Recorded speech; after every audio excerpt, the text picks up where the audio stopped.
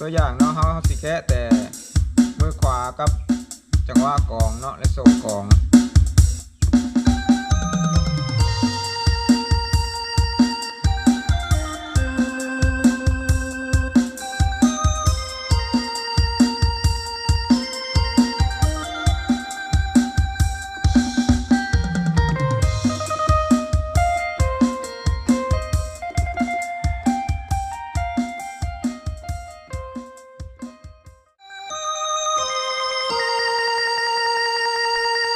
เริ่มจากตัวโน้ต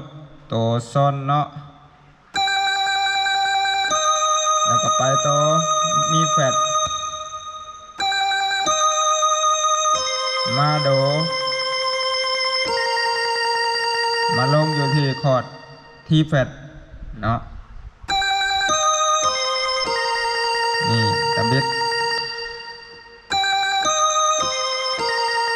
แบบนี้เนาะ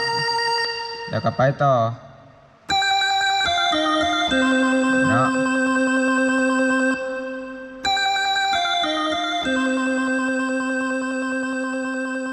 แล้วมารวมกันวันนี้เนาะ